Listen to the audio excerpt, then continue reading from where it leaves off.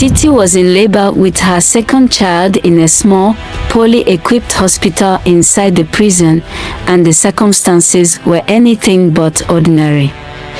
She had been incarcerated for a crime she didn't commit, a cruel twist of fate that had ripped her family apart.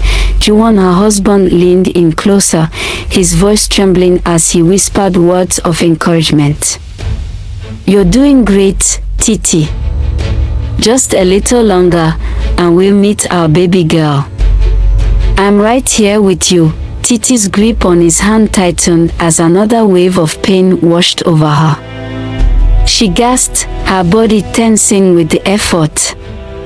Tears welled up in her eyes, and she turned her head to look at Juwon, her gaze filled with a mix of love, fear, and sorrow.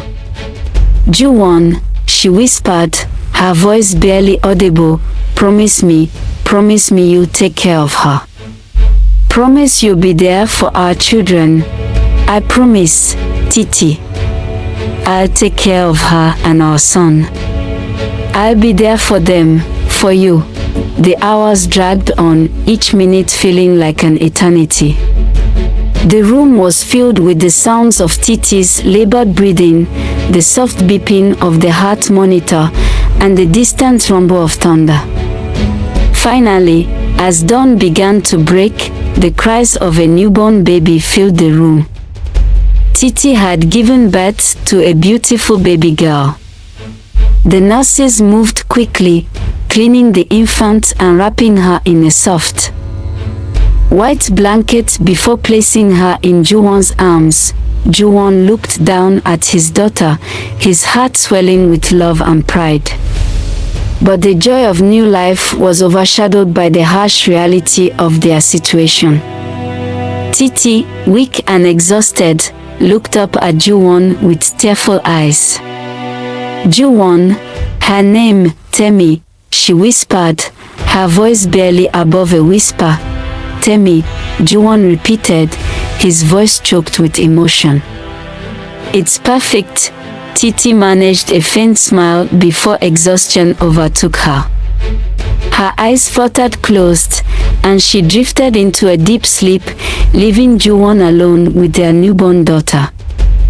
Days later, Juwon brought Temmy home, along with their 3-year-old son, Femi.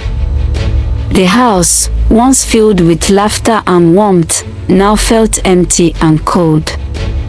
The absence of Titi was a gaping hole in their lives, one that Juwon didn't know how to fill. He knew he couldn't do it alone, so he hired a nanny, an elderly woman known as Mama Gona. She was a kind-hearted woman with years of experience raising children, but even she struggled to care for Temmy. The baby girl craved her mother's warmth and the comfort of breastfeeding, something Mama Gona couldn't provide, no matter how hard she tried. Temmy would cry endlessly, her small body trembling with the force of her sobs. Juwon found himself skipping work frequently to help soothe Temmy, much to the frustration of his boss. The demands of fatherhood were overwhelming, and the pressure began to take its toll. Mama Gona tried her best, but the constant crying and the demands of looking after 2 young children wore her down. She would often sit in the living room, rocking Temmy in her arms, singing soft lullabies in an attempt to calm the baby. But Temmy's cries only grew louder, piercing the silence of the house like a knife. When Temmy was 9 months old, Mama Gona reached her breaking point. One day, after a particularly difficult morning, she sat Juwon down. Her usually warm eyes were filled with exhaustion and sadness. "Juwon," she began, her voice trembling, "I don't think I can do this anymore. Temmy needs her mother, and I can't give her that. I'm so sorry, but I have to go." Juwon felt a pound of panic as her words sank in. "But what will I do? I can't raise them alone." Mama Gona reached out and placed a hand on his. "You're stronger than you think, Juwon. You've already been doing it. But you need to find a solution that works for you and the children." With a heavy heart, Juwon watched as Mama Gunner packed her things and left. He was now truly on his own, a single father with no family to help. The next day, he had no choice but to carry Temmy on his back to work. As he walked through the office, the sight of him with a baby strapped to his back, trying to juggle work and fatherhood, drew sympathetic glances from his coworkers. Some offered to help, but most simply looked on with pity, unsure of what to say. The following day, Juwon found a creche where he could leave Temmy and Femi during the day. Juwon dropped off Temmy and Femi at the creche, his stomach twisting with guilt and anxiety. The mornings were filled with cries of protest, and the evenings were no better. Juwon's heart broke a little more each time he picked them up, their sadness a mirror of his own. Not long after, the worst news came. Juwon was sitting at his desk, staring blankly at his computer screen when his phone rang. It was the prison warden, her voice cold and emotionless. "I'm sorry to inform you, Mr. Adewale, but your wife, Titi, passed away this morning." The words hit Juwon like a physical blow, knocking the breath out of his lungs. His vision blurred, and for a moment, he couldn't speak. No, that can't be true," he whispered, his voice trembling. "I'm afraid it is. She passed peacefully in her sleep. There will be a small service at the prison, and we will make arrangements for the body to be released to you." The call ended, leaving Juwon sitting in stunned silence.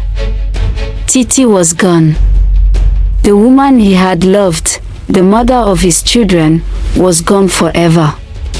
He moved through life like a ghost, going through the motions but feeling nothing. The house was filled with an unbearable silence. The absence of Titi a constant, painful reminder of all they had lost.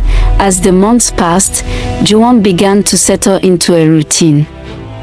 He became both mother and father to his children, learning to braid Temmy's hair and teaching Femi how to ride a bicycle. He cooked their meals, helped with homework, and read bedtime stories.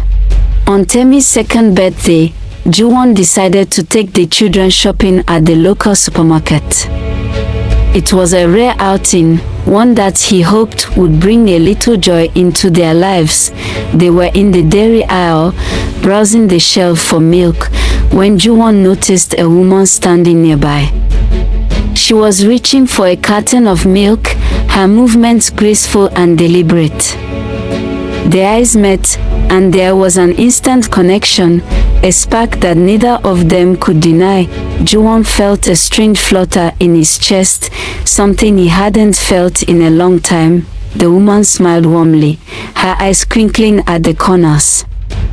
"Hi there," she said, her voice soft and friendly. "Hi," Juwon replied, surprised at how easily the word came out.